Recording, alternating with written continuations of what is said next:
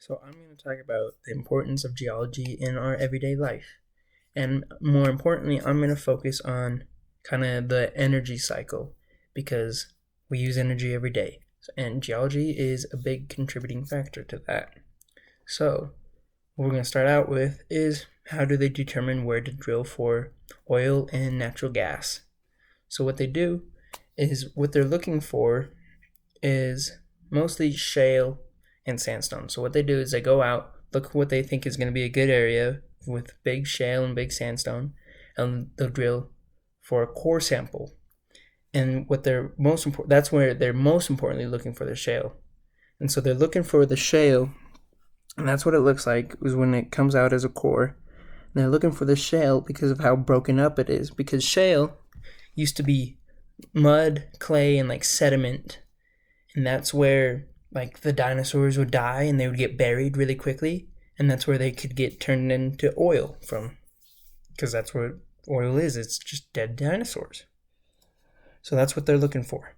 And then they go and they decide that that's when they decide that they're going to put in an oil rig, which this is what an oil rig looks like. And so the reason that they put those up, and so they can drill miles into the ground. And they can drill for oil, and they could be there for a month. They could be there for 2 years. It just depends on how much oil is in the oil pocket that they find. So after it gets out, they pump it out, and they have to ship it off to a refinery. And that's going to be determined that's going to be determined by geology, because that's where they're drilling from and how are they going to get it.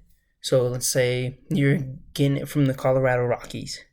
Then you're going to have to pump it into a truck and drive it to a refinery. But say you're in the oil fields of Texas, they're going to just pump it out of the ground and run it through a pipe, because it's pretty flat in East Texas, so they don't have to go up and over mountains to build a pipe. They can just build a straight pipeline to the refinery. But if you're, let's say, in Nevada, where you have the convenience of being able to put it on a train, then they can put it on a train to go up and over the mountain instead of a truck, which will be cost less, and so then it's better for us. So after they get it to the refinery, then they refine it down and they make it oil or they make it natural gas. And so then they make, with the oil, they make whatever they can. They make plastics, they make your gas for your car, they make oil for your car, they make petroleum lube for your car, just a whole bunch of stuff for your car. And so they're doing this so you can run your everyday life. And then the natural gas also gets shipped, and it heats your homes. It just heats everything, warms your car, runs your oven.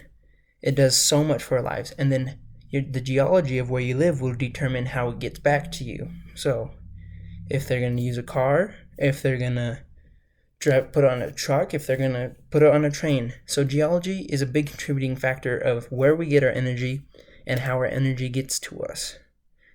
So that's just a little bit of background of why you should probably just have a little bit of geology for your everyday life, so you kind of know where you get your energy from and the energy cycle and all that.